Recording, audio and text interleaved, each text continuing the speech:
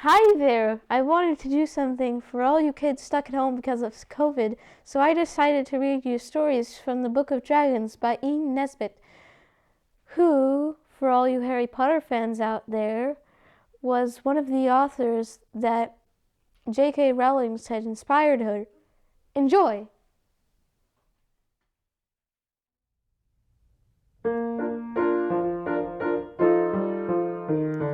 Books, books, glorious books. You can't have too many, it isn't like cooks. So follow along the end of my song. Come to Dragon Nook for a glorious book.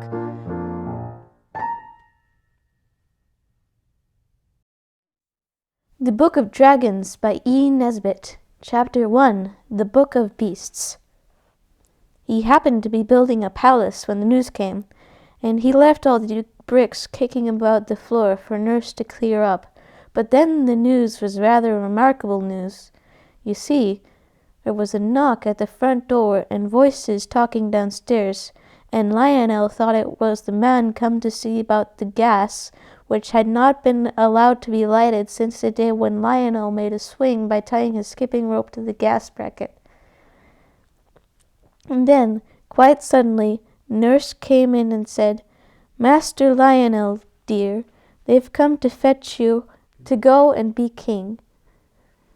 Then she made haste to change his smock, and to wash his face and hands, and brush his hair, and all the time she was doing it, Lionel kept wriggling and fidgeting and saying, "Oh, don't, Nurse," and "I'm sure my ears are quite clean," or "Never mind my hair, it's all right, and that'll do. You're going on as if you was going to be an eel instead of a king," said Nurse. The minute Nurse let go, for a moment, Lionel bolted off without waiting for his clean handkerchief. And in the drawing-room there were two very grave-looking gentlemen in red robes with fur, and gold coronets with velvet sticking up out of the middle like the cream in very expensive jam-tarts.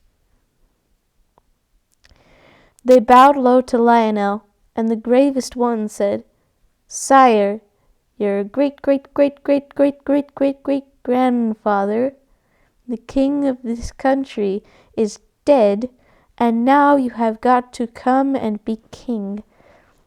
"Yes, please, sir," said Lionel. "When does it begin?" "You will be crowned this afternoon," said the grave gentleman, who was not quite so grave-looking as the other.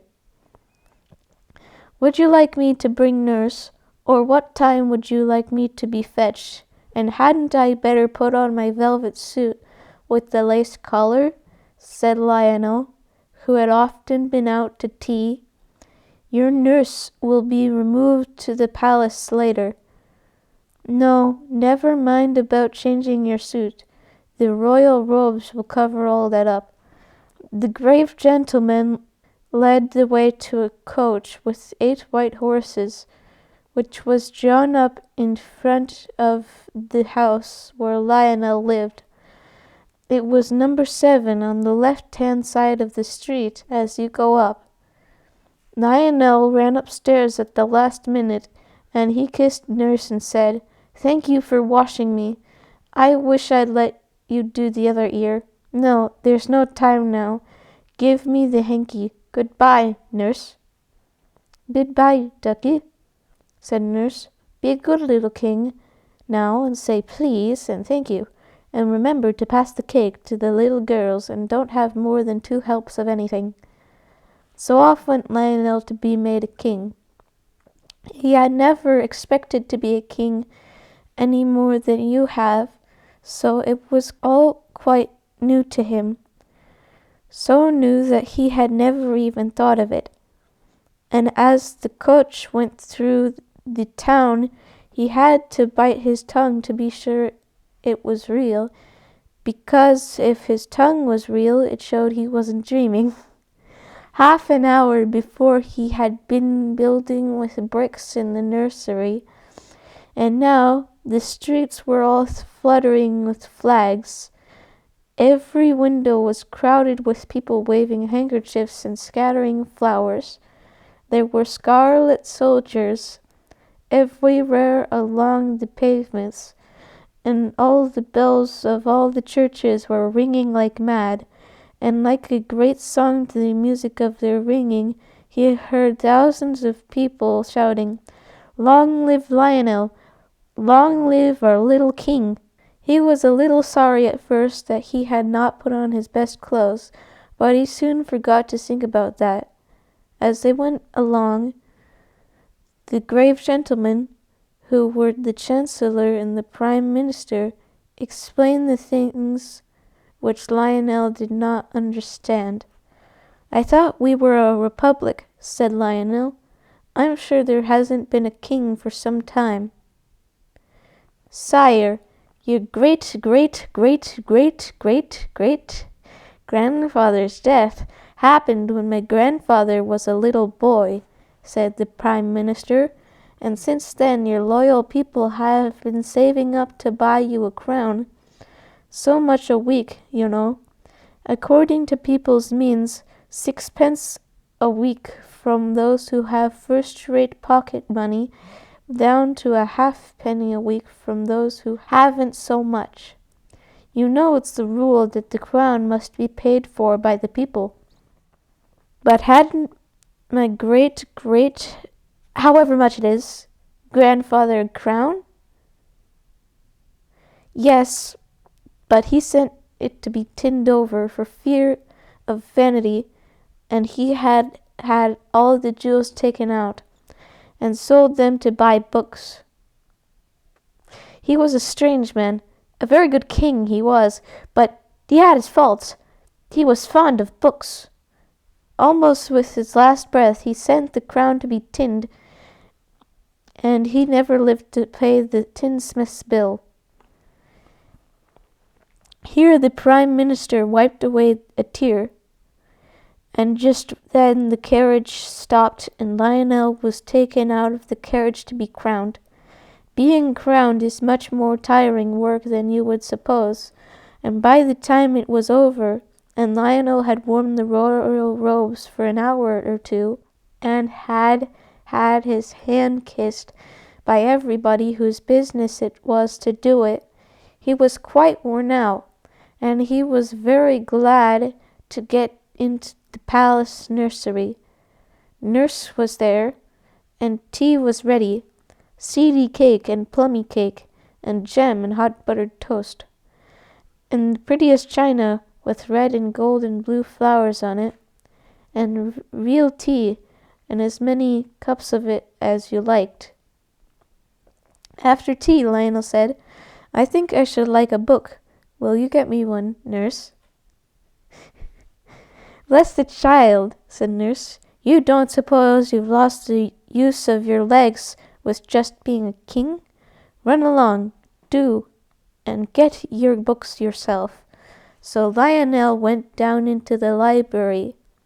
The Prime Minister and the Chancellor were there, and when Lionel came in, they bowed very low, and were beginning to ask Lionel most politely what on earth he was coming bothering for now, when Lionel cried out, "Oh, what a world full of books! Are they yours?" "They are yours, Your Majesty," answered the Chancellor. "They were the property of the late king, your great..." "Yes, I know," Lionel interrupted. "Well, I shall read them all. I love to read. I'm so glad I learned to read." "If I might venture to advise Your Majesty," said the Prime Minister, "I should not read these books. Your great..." "Yes," said Lionel quickly. He was a very good king. Oh yes, really a very good, superior king in his way, but he was a little strange.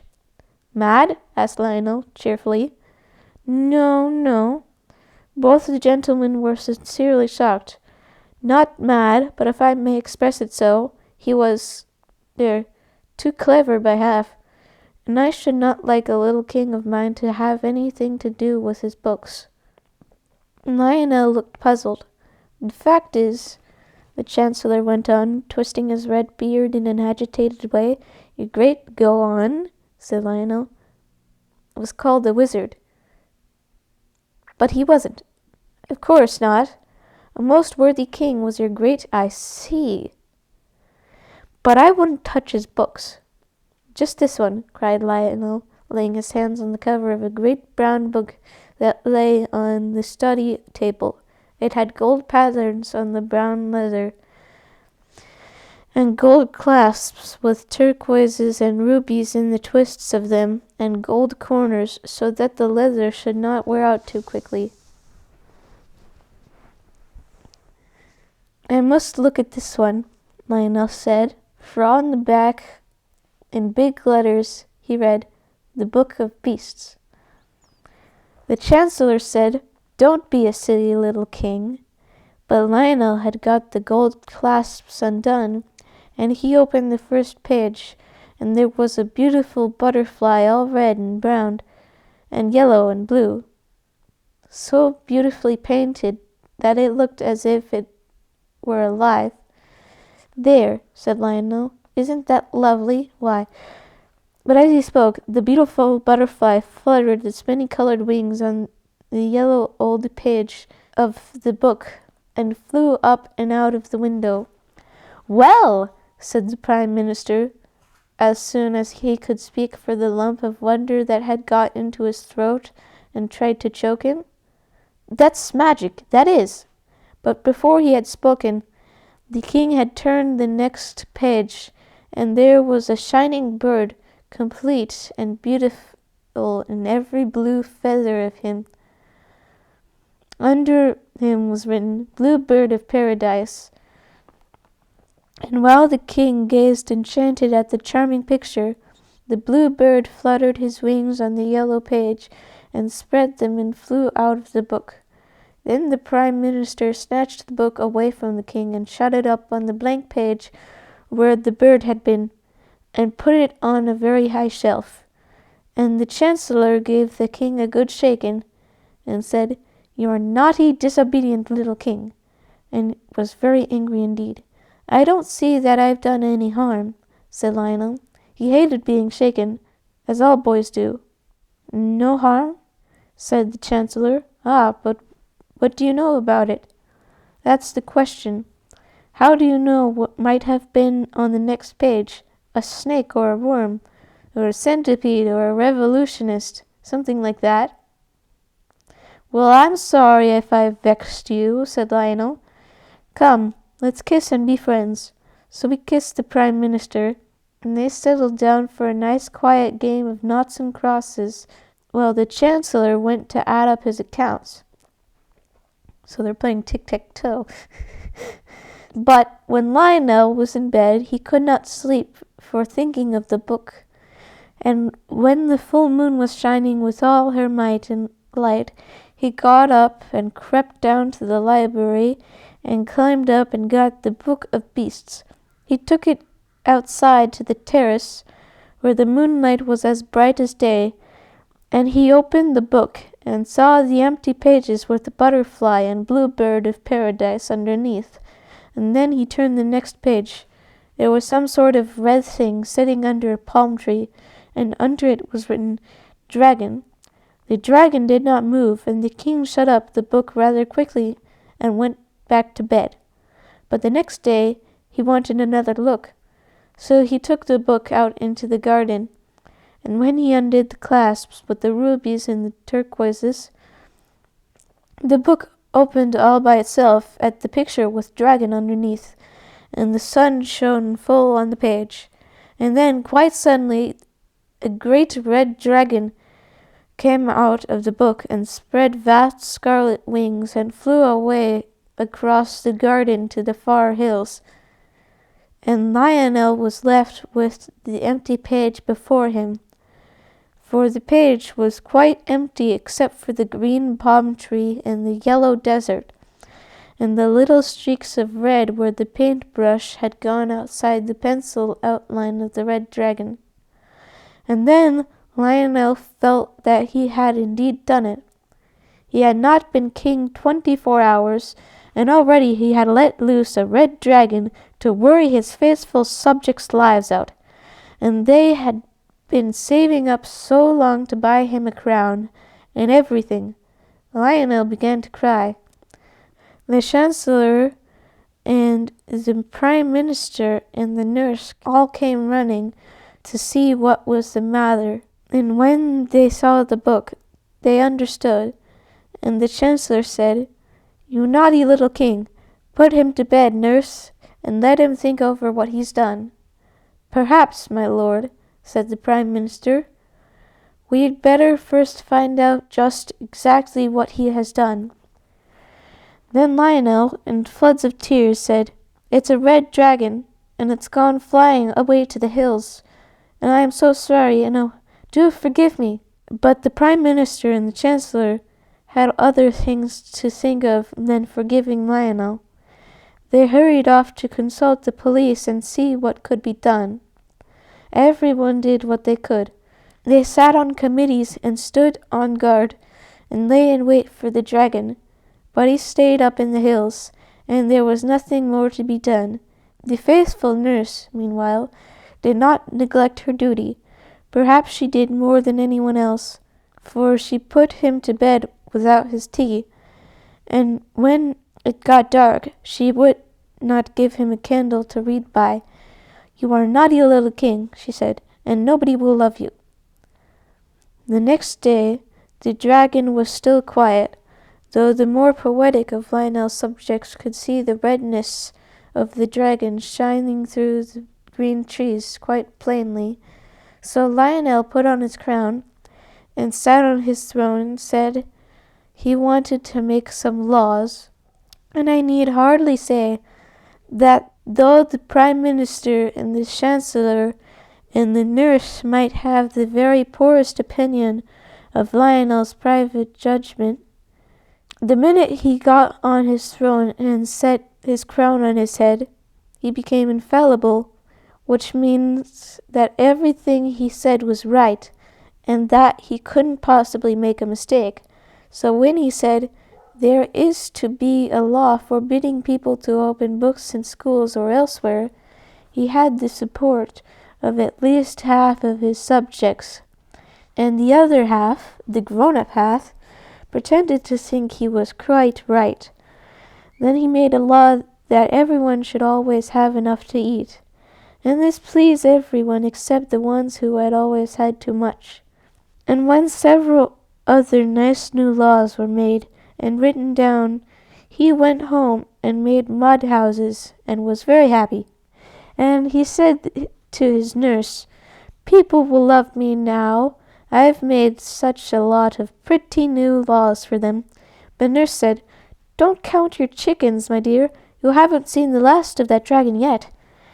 Now the next day was Saturday, and in the afternoon the dragon suddenly swooped down upon the common in all his hideous redness, and carried off the soccer players, umpires, goalposts, ball, and all. What?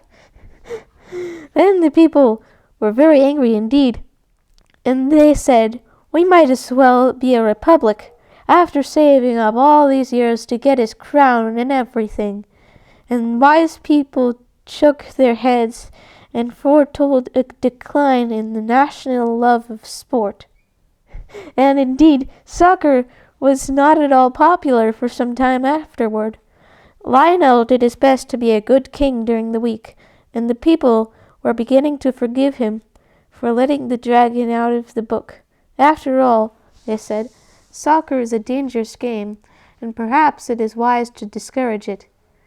Popular opinion held that the soccer players, being tough and hard, had disagreed with the dragon so much that he had gone away to some place where they only play cat's cradle and games that do not make you hard and tough.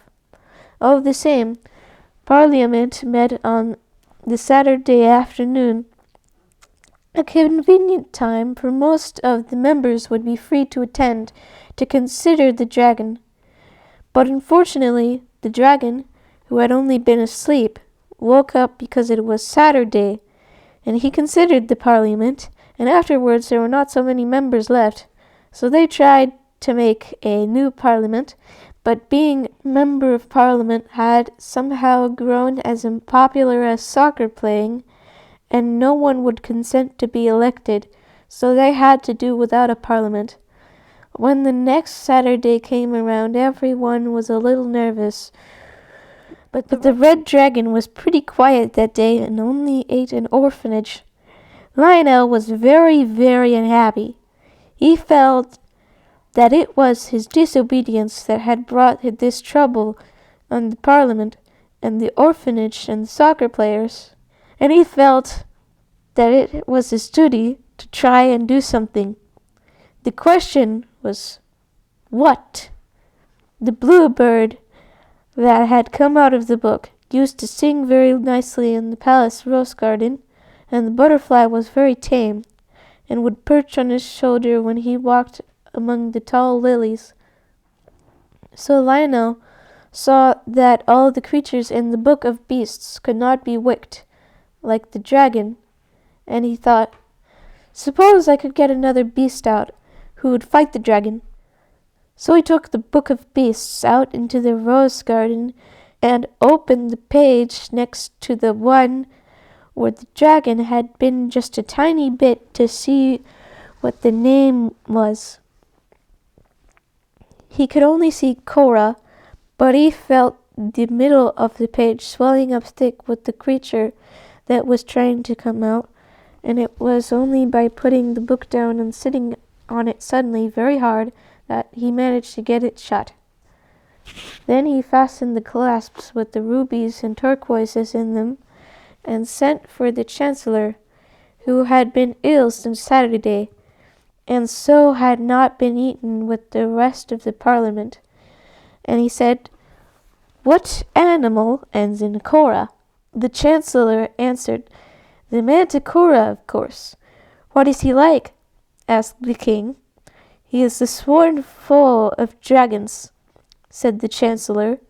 "He drinks their blood. He is yellow, with the body of a lion and the face of a man.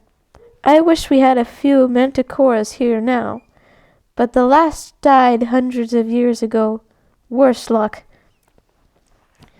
Then the king ran and opened the book at the page that had Cora on it, and there was the picture, Manticora, all yellow, with a lion's body and a man's face, just as the chancellor had said, and under the picture was written, Manticora. In a few minutes the manticora came sleepily out of the book, rubbing its eyes with its hands and mewing piteously. It seemed very stupid, and when Lionel gave it a push and said, "Go along and fight the dragon, do," it put its tail between its legs and fairly ran away. It went and hid behind the town hall, and at night, when the people were asleep, it went around and ate all the pussycats in town.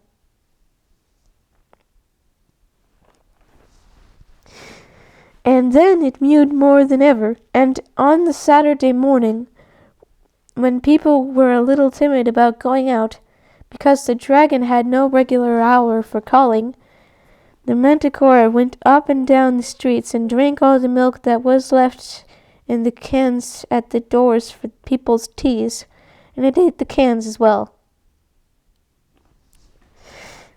And just when it had finished the very last little halfpenny worth, which was short measure, because the milkman's nerves were quite upset, the red dragon came down the street looking for the manticora.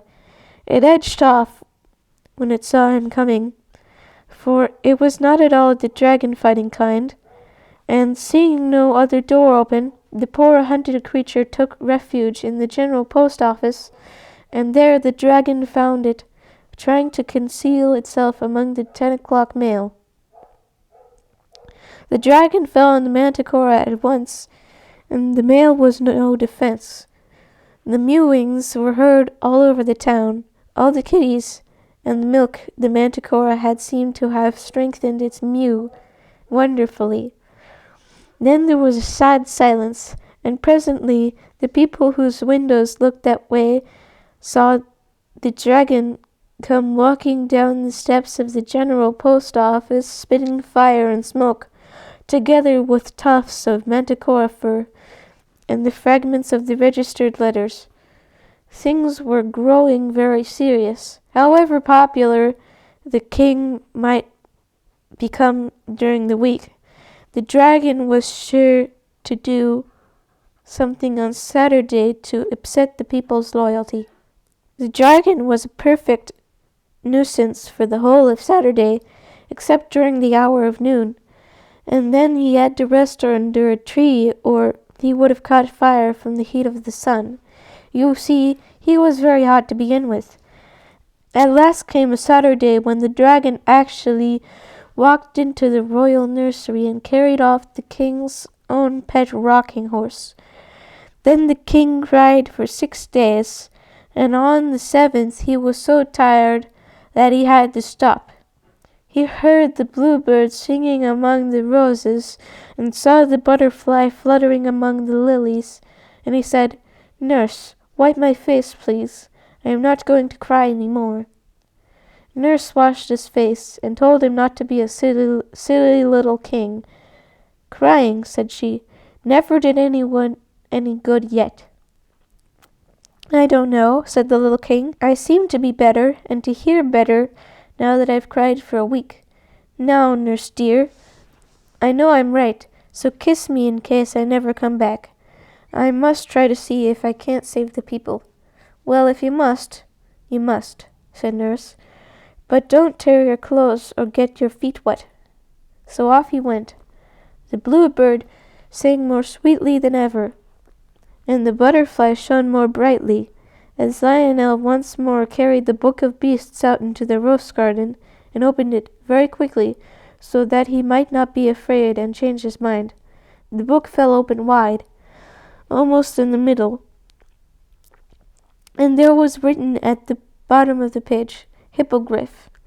And before Lionel had time to see what the picture was, there was a fluttering of great wings, and a stamping of hoofs, and a sweet, soft, friendly neighing, and there came out of the book a beautiful white horse, with a long, long white mane and a long, long white tail, and he had great wings like swan's wings, and the softest, kindest eyes in the world, and he stood there among the roses.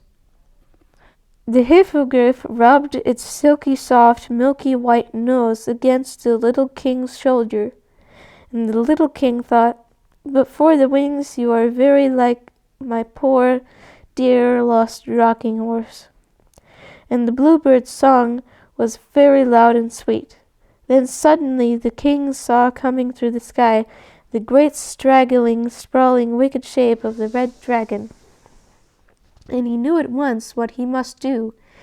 He caught up the book of beasts and jumped on the back of the gentle, beautiful hippogriff, and leaning down he whispered in the sharp white ear, "Fly, dear hippogriff, fly your very fastest to the pebbly waste." And when the dragon saw them start, he turned and flew after them, with his great wings flapping like clouds at sunset, and the hippogriff's wide wings were snowy as clouds at moonrise. And when the people in this town saw the dragon fly off after the hippogriff and the king, they all came out of their houses to look, and when they saw the two disappear, they made up their minds to the worst, and began to think what they could wear for court mourning. But the dragon could not catch the hippogriff. The red wings were bigger than the white ones, but they were not so strong, and so the white-winged horse flew away and away and away, with the dragon pursuing, till he reached the very middle of the pebbly waste. Now the pebbly waste is just like the parts of the seaside where there is no sand, all round loose shifting stones, and there is no grass, there and no trees within 100 miles of it.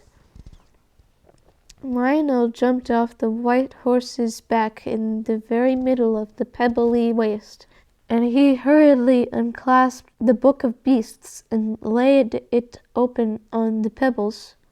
Then he clattered among the pebbles in his haste to get back on to his white horse, and had just jumped on when up came the dragon. He was flying very feebly, and looking around everywhere for a tree, for it was just on the stroke of 12. The sun was shining like a gold guinea in the blue sky, and there was not a tree for 100 miles. The white-winged horse flew around and around the dragon as he writhed on the dry pebbles.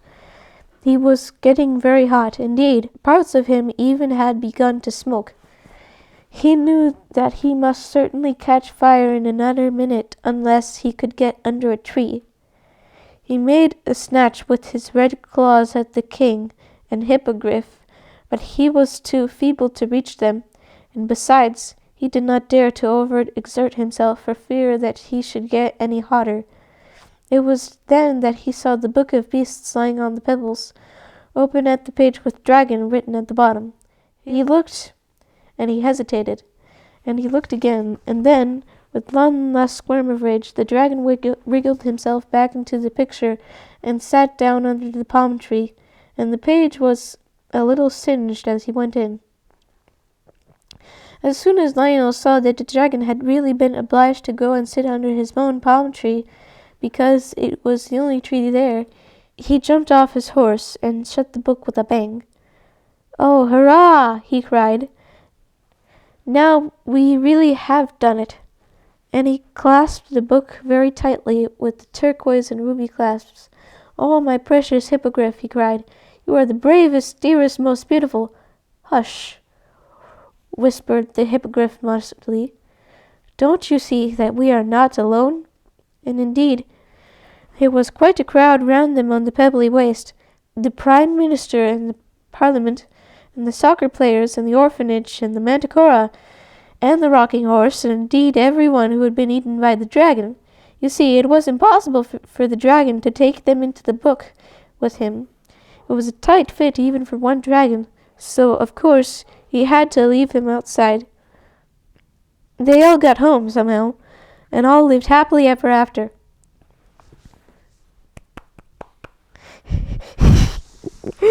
When the king asked the Manticora where he would like to live, he begged to be allowed to go back into the book. "I do not care for public life," he said. Of course, he knew his way onto his own page, so there was no danger of his opening the book at the wrong page and letting out a dragon or anything. So he got back into his picture and has never come out since. That is why you will never see a Manticora as long as you live, except in a picture book. And of course, he left the kitties outside because there was no room for them in the book, and the milk cans too. Then the rocking horse begged to be allowed to go and live on the Hippogriff's page of the book. "I should like," he said, "to live somewhere where dragons can't get at me." So the beautiful white-winged Hippogriff showed him the way in, and there he had stayed until the king had him taken out for his okay, there aren't that many greats, but grandchildren to play with. As for the Hippogriff, he accepted the position of the king's own rocking horse, a situation left vacant by the retirement of the wooden one. And the bluebird and the butterfly sing and flutter among the lilies and roses of the palace garden to this very day. And that is the end.